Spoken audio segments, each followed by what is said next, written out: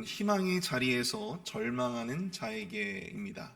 희망의 자리에서 절망하는 자에게. 제가 신학교에 다니던 시절에 저는 시간적인 여유가 있으면 서울 근교의 기도원들을 많이 찾아다녔습니다. 기도원에 가면 말씀도 듣고 또 기도도 할 수 있고 또 육체적인 쉼도 얻을 수 있었기 때문이죠. 그런데 어떤 기도원에 가면 유독 이 병자들이 많은 그런 기도원이 있습니다. 제 기억으로는 이 오산리 최자실 기도원이 아주 대표적인 그러한 신유 기도원이 아닐까 생각을 해봅니다. 그곳에 가면 본당이 굉장히 커요. 그 본당 앞에 온갖 병자들이 그 앞에 있습니다. 진짜 이 베데스다, 오늘 본문의 중심이 되어지는 이 베데스다 연못에 있었던 그 수많은 병자들처럼 그곳에는 눈이 안 보이는 사람들, 또 걸을 수 없는 사람들, 또 온갖 질병에 걸려있는 사람들이 거기에 자리를 펴고 누워서 그렇게 기도하고 또 말씀도 듣고 하는 것들을 볼 수 있었기 때문이죠. 그들이 그렇게 했던 이유는 그 기도원에서 내가 예배드리고 그 기도원에서 내가 기도하면 나의 질병이 나을 것이다 라고 하는 그 신유에 대한 믿음이 그들에게 있었기 때문입니다. 오늘 우리가 읽은 이 본문의 무대가 되는 바로 예루살렘 양문 곁에 있었던 이 베데스다라고 하는 그 연못에 있었던 많은 사람들, 예수님은 이곳에서 무려 38년 된 병자를 만났다고 말씀하십니다. 그는 신유의 기적을 바라며 이 베데스다라고 하는 희망의 자리에 있었음에도 불구하고 여전히 그는 자신의 질병을 해결하지 못한 채 절망 속에 갇혀 있었던 사람이었습니다. 우리는 오늘 이 새벽에 이 불쌍한 병자, 희망의 자리에서 절망하고 있었던 바로 그에게 예수님이 어떠한 기적의 역사로 그를 고치시고 회복시키셨는가, 우리가 그것을 살펴보고 희망의 자리에 있음에도 불구하고 여전히 절망의 그늘 속에 갇혀 살아가고 있는 오늘날 많은 그리스도인들에게 주시는 영적인 교훈, 영적인 메시지가 무엇인지를 함께 살펴볼 수 있기를 바랍니다. 희망의 자리에서 절망하는 자에게, 그 첫 번째로 주님은 우리의 무기력과 무능력함의 절망을 직면하게 하신다라고 하는 사실입니다.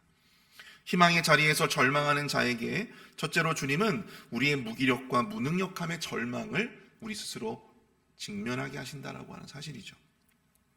우리 1절부터 4절까지의 말씀을 보시겠습니다.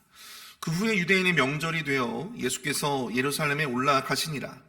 예루살렘에 있는 양문 곁에 히브리 말로 베데스다라 하는 못이 있는데 거기 행각 5이 있고 그 안에 많은 병자, 맹인, 다리 저는 사람, 혈기 많은 사람들이 누워 물의 움직임을 기다리니 이는 천사가 가끔 못에 내려와 물을 움직이게 하는데 움직인 후에 먼저 들어가는 자는 어떠한 병에 걸렸든지 낫게 됨이더라. 자, 오늘 본문 1절에서 그 후에라고 하는 그러한 표현으로 시작을 하고 있죠. 자, 그 후에, 그 이전에는 그럼 무슨 일이 있었습니까? 바로 예수님께서 왕의 신하의 아들을 고치신 신유의 기적을 베풀어 주셨던 바로 그 사건이 있고 바로 그 이후의 이야기라고 하는 것을 알 수가 있는 것이죠. 그런데 이때가 바로 유대인의 명절이라고 이야기를 합니다. 유대인의 명절. 그래서 예수님이 예루살렘에 올라가시게 되는데요. 당시 유대인들은 율법에 의하면 1년에 큰 명절 3번 무조건 예루살렘에 가서 순례를 해야만 했습니다. 유월절, 오순절, 그리고 장막절이 대표적인 3대 절기였어요. 그런데 그 3대 절기 이외에도 우리가 이 불임절, 또 수전절, 그리고 이 나무 드리는 절기, 이 3번의 소절기도 명절로 그들이 지켰다고 합니다. 그런데 이때가 정확하게 어떠한 절기인지는 나와 있지는 않지만 오늘 이 본문의 무대가 되어지는 이 베데스다 연못이 예루살렘의 여러 문들 가운데 어느 문에 근처에 있었던 못이었죠? 바로 양문이었다라고 하는 거예요. 양문, Gate of Sheep. 그러니까 양들의 문. 그러니까 제사를 드리기 위해서 그 제물들이 통과했던 바로 그 문이었어요. 그래서 학자들은 이때가 그 많은 절기들 가운데에서 유월절이 아니었겠는가 그렇게 추정하는 사람들도 있습니다. 어느 날 예수님이 이 예루살렘의 양문 근처의 베데스다라고 하는 못에 가시게 되는데요. 이 연못은요 이 양의 문을 통해서 제사에 쓰여질 양들을 이 연못의 물을 통해서 이렇게 씻겼다고 합니다. 깨끗하게. 그런데 그곳에 행각이 5개가 있었다고 합니다. 근데 이 행각이라고 하는 것은요, 지붕이 딸린 정자를 의미하는 것이었어요. 지붕이 딸린 정자. 근데 오늘날 이곳을 이제 발굴을 하다가 정말로 이곳에 5개의 큰 구조물, 이 행각의 구조물이 있었다라고 하는 것이 발견이 되어졌다고 합니다. 그래서 이 연못의 규모가 굉장히 큰 규모였겠구나라고 하는 것을 우리가 생각해 볼 수가 있는 것이죠. 그런데 거기에 정말 수많은 병자들이 누워 있었다고 합니다. 그리고 그 이유는 그 못에 얽힌 한 가지 신화 때문이었어요. 오늘 보면 3절, 4절에 나오는 것처럼 가끔 이 천사가 못에 내려와서 물을 움직이게 하는데 이 물을 움직인 후에 가장 먼저 들어가는 자는 어떠한 병에 걸렸든지 다 나았다라고 하는 그런 신화를 많은 예루살렘에 있는 이 병자들이 믿었다라고 하는 사실이죠. 사실 이 천사가 언제 내려올지도 알 수 없고 천사가 어떻게 물을 이렇게 움직이게 하는지도 사실은 알 수 없었던 그런 상황 속에서 단지 그 막연한 신화 하나만을 믿고 그 많은 사람들이 그 행각에 모여서 그렇게 자신의 치유를 기다리고 있었다라고 하는 사실. 정말로 이 지푸라기라도 잡고 싶은 심정으로 그 천사의 때를 기다리고 있었다라고 하는 사실입니다. 5절과 6절을 보십시오. 거기 38해 된 병자가 있더라. 예수께서 그 누운 것을 보시고 병이 벌써 오랜된 줄 아시고 이르시되 내가 낫고자 하느냐. 그런데 예수님은 그 많은 사람들 중에 한 사람을 주목하세요. 거기 정말 많은 병자들이 있었지만 예수님이 주목하셨던 사람은 딱 한 사람이었다고 하는 것입니다. 그는 38해 동안 병을 앓고 있었고 거동조차 할 수 없었던 바로 그런 사람이었습니다. 솔직히 이 사람이 어떠한 병을 앓고 있었는지는 몰라요.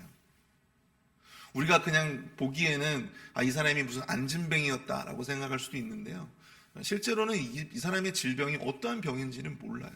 다만 그가 병이 오래 깊어서 자리를 깔고 누워 있어야만 했던, 거동이 매우 불편했던 그러한 사람으로 우리가 추정해 볼 수 있는 것입니다. 예수님은 신적인 관찰력으로 그 상황을, 그의 그런 절망적인 상황을 꿰뚫어 보십니다. 그래서 예수님은 그에게 질문하세요. 물어보세요. 내가 낫고자 하느냐? 네가 낫고자 하느냐? 그런데 참 이 질문이 이상합니다. 당연히 병자라면 낫지 않고 싶은 사람이 누가 있겠습니까? 세상에 병이 낫고 싶지 않은 환자가 어디 있겠어요? 예수님의 이 질문이 뭔가 이상하죠. 예수님은 왜 이 질문을 하셨을까? 우리가 이어지는 7절을 보시면 그 해답을 우리가 유추해 볼 수 있습니다. 병자가 대답하되 주여 물이 움직일 때에 나를 못에 넣어주는 사람이 없어 내가 가는 동안에 다른 사람이 먼저 내려가나이다. 본문 7절을 보면 이 물이 움직일 때 이 물이 천사 때문에 움직이는지 아니면 바람이 불어서 움직이는지 그건 알 수 없잖아요. 그런데 다른 사람들이 앞다투어서 먼저 그 못으로 달려드는 통에 자신을 못에 넣어주는 사람이 아무도 없었다는 사실입니다. 들어갈 수가 없는 거예요. 워낙 많은 환자들이 있었고 이 물이 움직이는데 가장 먼저 들어가는 그 한 사람이 질병이 나올 수가 있었기 때문에 자기에게는 그런 기회조차 만들어지지 않았다고 하는 것이죠. 누구 하나 그를 도와주는 사람이 없었다고 하는 사실입니다. 여러분, 이 베데스다라고 하는 연못의 히브리어의 이 단어의 의미가요, 자비의 못이라고 하는 그런, 자비의 집이라고 하는 그러한 의미를 담고 있다고 합니다. 자비의 집, 긍휼의 집. 근데 여러분, 이 베데스다의 연못에는요, 그 어떠한 자비도, 그 어떠한 긍휼도 없었다라고 하는 사실이에요. 물이 움직이면 서로를 배려하는 것이 아니라 자기가 먼저 나으려고 앞다투어서 가는 통에 이 38년 된 병자에게까지 그 기회가 오지 않는 거예요. 자비가 미쳐지지 않는 것입니다. 긍휼이 미쳐지지 않는 거예요.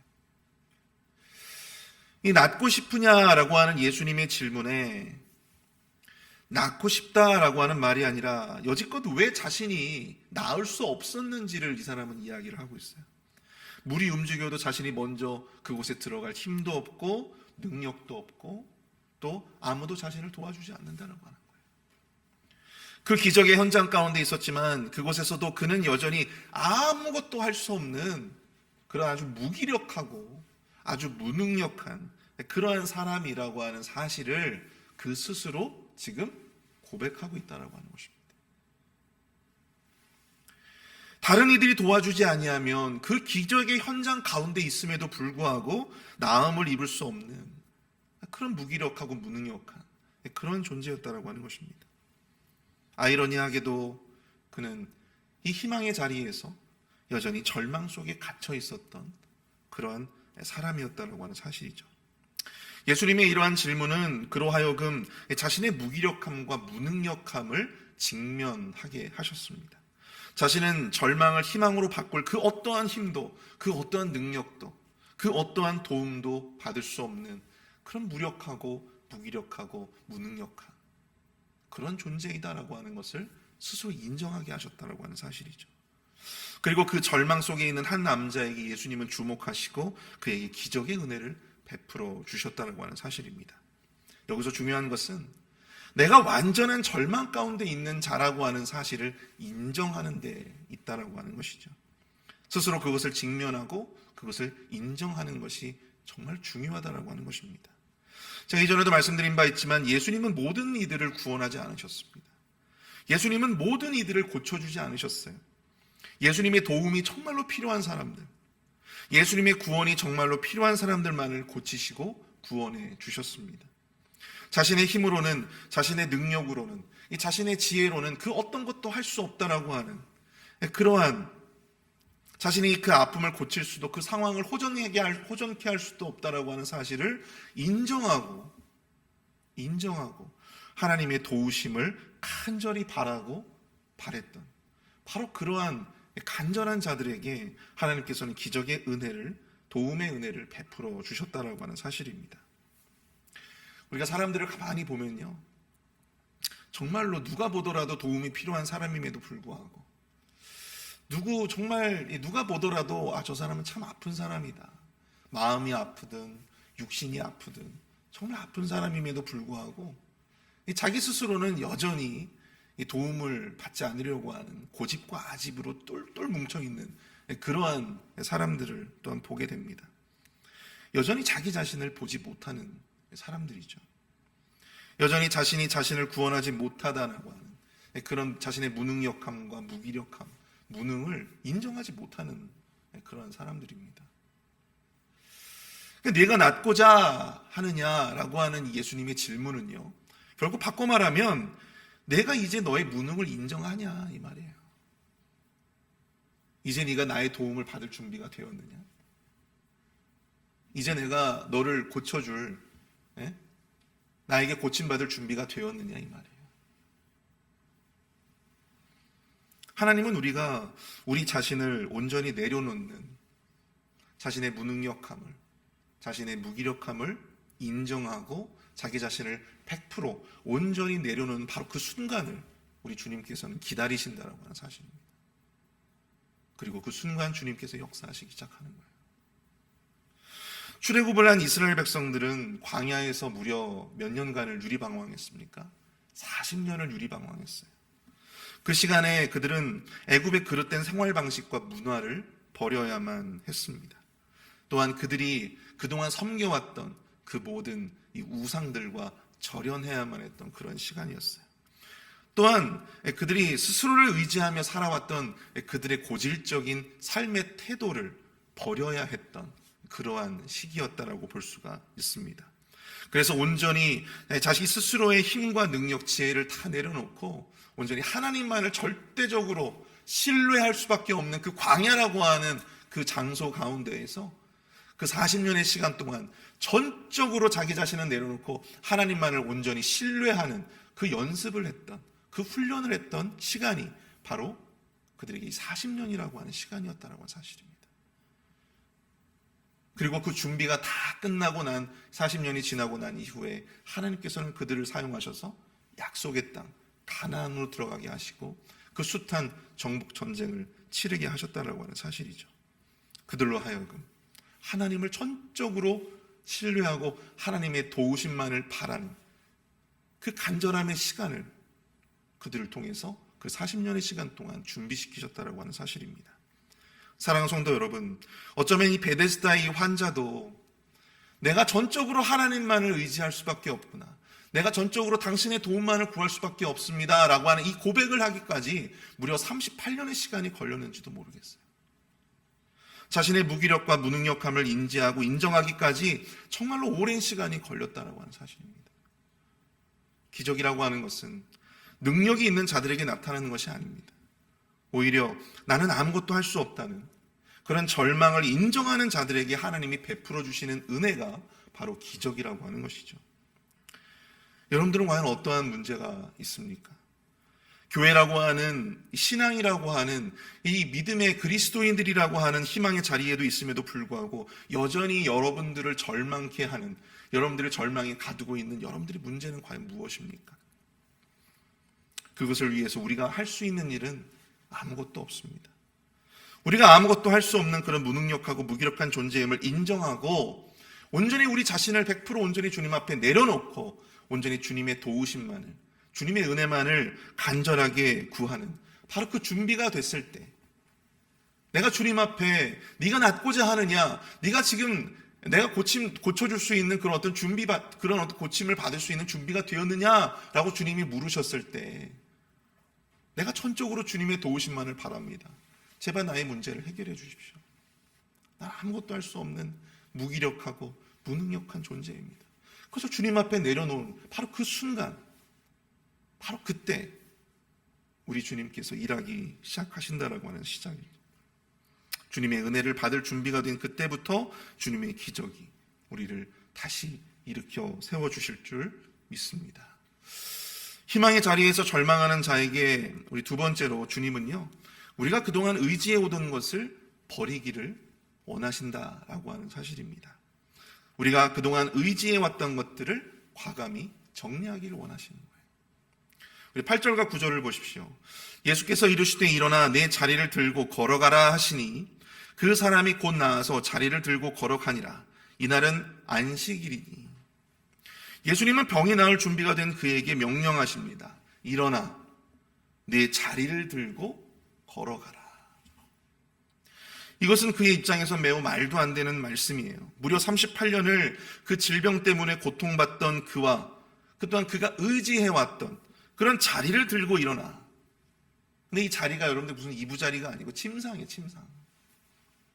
그 침상을 들고 일어나라는 거예요. 그리고 걸어가라 말씀하십니다.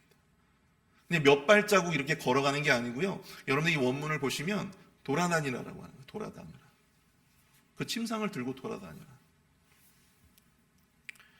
근데 여러분들 그에게는 얼마나 이 말이 농담처럼 들렸겠어요. 38년간 이 침상을 의지하면서 살아왔던 사람인데. 그런데 그 사람이 예수님의 말씀에 순종합니다. 본문 9절을 보면 그 사람이 곧 나아서 자리를 들고 걸어가니라. 자리를 들고 돌아다녔다라고 하는 거예요. 사랑하는 성도 여러분, 우리 주님은 말씀대로 순종하는 자에게 그에 합당한 능력을 주시는 분이심을 여러분들 믿으실 수 있기를 축복합니다. 누군가의 도움이 없이는 그 못가에도 나아가지 못했던 그가 예수님의 명령 한마디에 순종하고자 하였는데 그 말씀대로 정말 이 몸이 움직여지고 정말 그 말씀에 따라서 그 자리를 들고 일어설 수 있게 되었다라고 하는 사실이죠. 그 자리를 들고 그 침상을 들고 돌아다닐 수 있게 되었다라고 하는 사실입니다. 그런데 여기서 왜 하필 자리를 들고 가라 말씀하셨을까요? 8절을 보면 내 자리를 들고 라고 하는 이 말씀의 원어적인 의미는요, 그가 들어 올리다 라고 하는 어떤 그런 의미뿐만 아니라 메고 가다 혹은 가지고 가다 라고 하는 그런 의미를 갖는다고 합니다. 그는 평생 이 자리를 의지하며 살았습니다. 그 침상에 의지하며 살아왔습니다. 그 자리는 그가 의지해왔던 존재임과 동시에 그가 평소에 가지고 있었던 과거의 상처였고 또 무기력과 무능력의 상징이었어요. 그리고 지난 38년간 그가 계속 반복해왔던 실패의 상징이었다고 하는 사실이죠. 주님은 그 환자에게 그 자리를 들고 걸어가라 말씀하십니다. 자기 스스로 이제 그 자리가 더 이상 필요 없음을 느끼게 하셨어요. 여러분 생각해 보세요. 그 침상이라고 하는 것을 계속 들고선 돌아다녀야 되는데 얼마나 무겁겠어요. 그 스스로 어떤 생각이 들었겠습니까? 이제 나는 더 이상 이게 필요가 없구나. 이게 나에게는 정말 거추장스러운 그런 존재밖에는 이제 되지 않았구나.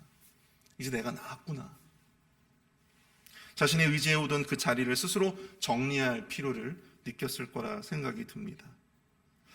그런데 이날이 하필이면 여러분들 안식일이었어요. 이것이 또한 안식일 논쟁이 불을 지피게 됩니다. 안식일 날 자리를 들고 가는 그 노동을 하는 것이 옳지 못하다는 거예요. 안식일의 율법에 정통하고 그 율법을 잘 준수한다는 그들이었지만 그들의 눈에는 38년의 시간 동안 이 질병이라고 하는 덫으로 인해서 평생 안식을 경험해 보지 못했던 이 불쌍한 이 환자가 병에서 나음을 받아서 정말 자신이 간절히도 원했던 참된 안식을 경험했다라고 하는 그것이 그들의 눈에 보이지 않았던 것입니다. 이 유대인들의 문제가 무엇이었어요, 여러분들? 이들도 실상은 이 베데스다의 이 환자처럼 별반 다를 바 없는 그러한 절망적인 사람들이었습니다. 이들도 사회적인 지위와 위치에 있어서는요, 여러분 희망의 자리에 있었던 사람들이었어요. 거룩하신 유대인, 거룩하신 바리새인들, 말씀을 언제 율법을 지키고 준수하고자 노력하는 아주 훌륭하신 분들이라고 하는 어떤 사회적인 명망과 칭송을 그들은 받아 누렸던 사람들이었습니다. 그러나 실상은 그들은 절망 속에 스스로를 가두어 버렸던 그러한 사람들이었다라고 하는 것이죠. 그들이 그 절망에서 빠져나올 수 있는 그 유일한 길은 무엇이었습니까? 예수님의 복음을 받아들이고 자기 자신의 무능력함을, 무기력함을, 내가 나의 영혼을 구원함에 있어서, 나의 인생을 구원함에 있어서 내가 할 수 있는 일은 아무것도 없다라고 하는 그 사실을 인정해야만 했는데, 여러분 그들은 그것을 인정하지 못했다라고 하는 사실입니다.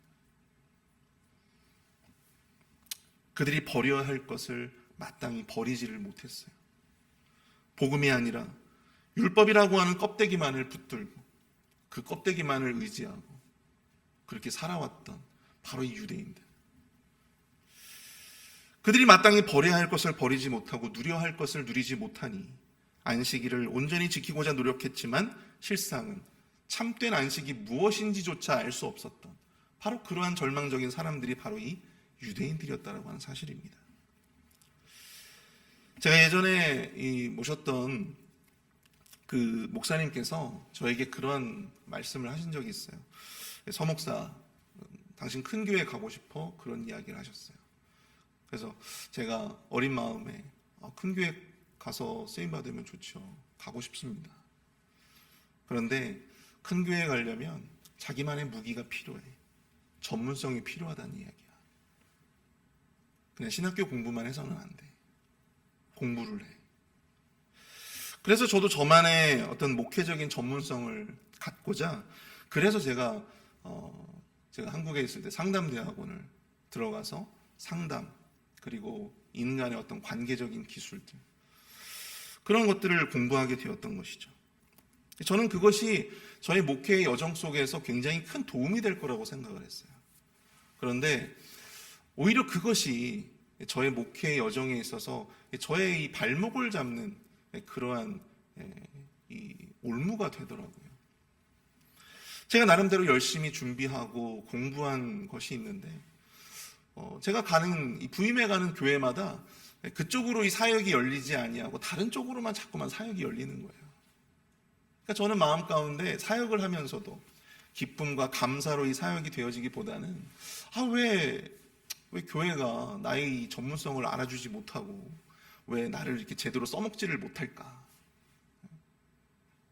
그런 어떤 아쉬움, 원망, 불평들이 저의 목회의 자리에 그렇게 자리해오고 있었음을 제가 깨닫게 되었습니다. 저와 함께 공부했던 이 동기들은 각자 나름대로 이 목회자로서 또 상담자로서 굉장히 어떤 그 위치에서 이렇게 성장해 가고 있는 것이 보이는데 저는 그러지 못하는 것 같다라고 생각이 들더라고요. 그러니까 목회를 하면서도 정말 이 귀하게 이 목회 자리를 감당하면서도 제 마음속에는 기쁨과 감사가 사라지는 거예요. 그래서 이 미국 유학을 제가 결정을 했는지도 모르겠습니다. 제가 그동안 정리하지 못했던, 제가 가지고 있었던 이 베데스다 환자가 가지고 있었던 이 자리, 저만이 가지고 있었던 그 자리를 정리하지 못했던 것을 제가 미국에 와서, 미국에서 유학 생활을 하면서 또 목회를 하면서 제 마음을 비우고 내려놓고 또 정리할 수 있는 그런 시간을 가졌던 것 같아요. 그러면서 저의 마음 가운데도 이제 편안함이 오기 시작했어요. 그런 거 없이도 내가 사역할 수 있고, 그런 거 없이도 내가 충분히 사역으로 말미암아 감사할 수 있고 행복할 수 있고 감사하게 사역할 수 있는 그런 깨달음의 기회가 되었던 것 같습니다. 사랑하는 성도 여러분, 우리에게도 내려놓지 못하는 우리들만의 자리가 있지 않습니까? 우리가 여전히 붙들고 있는 그 침상이 있지 않아요? 우리가 여전히 붙들고 있는 율법의 껍데기가 있지 않습니까? 유대인들처럼 여전히 내려놓지 못하는 우리의 고집과 아집이 있지 않습니까? 주님 앞에 마땅히 다 내려놓음에도 불구하고 주님을 온전히 100% 신뢰하지 못하게 만드는, 주의 말씀에 온전히 순종하지 못하게 만드는 우리만의 낡은 그 침상의 자리가 있다면, 그 율법의 껍데기가 있다면 그 자리를 정리하시는 저와 여러분들이 되시기를 축복합니다. 또한 유대인들이 포기하지 못했던 그 그릇된 자기의 의를 내려놓고 주님의 은혜만을 간절히 구하는 그 때를 여러분들 준비하시는 저와 여러분들이 되시기를 축복합니다. 내가 온전히 주님 앞에 그 때를 놓고 내려놓고 기도하며 나아갈 때 하나님께서 반드시 우리에게 기적의 손길로 역사해 주실 줄 믿습니다. 오늘 말씀을 정리합니다. 희망의 자리에 있지만 여전히 홀로 절망 속에 갇힌 자들에게 주님은 가장 먼저 자신의 무능력과 무기력을 직면하게 하시고 또 하나님의 구원과 도우심을 의지할 준비가 되었는지를 보신다라고 하는 것이죠. 또한 우리가 그동안 의지해오던 것들을 과감히 주님께서는 정리하기를 원하십니다. 이 시간 말씀을 생각하면서 기도할 때 주님, 내가 아무것도 할 수 없음을 깨닫게 하여 주시고 오직 주님 앞에 나 자신을 내려놓고 전적으로 주님 앞에 항복하며 주님의 은혜만을, 주님의 도우심만을 구할 수 있는 믿음을 내 안에 허락하여 달라고 이 시간 함께 마음을 모아 합심하여 기도하도록 하겠습니다.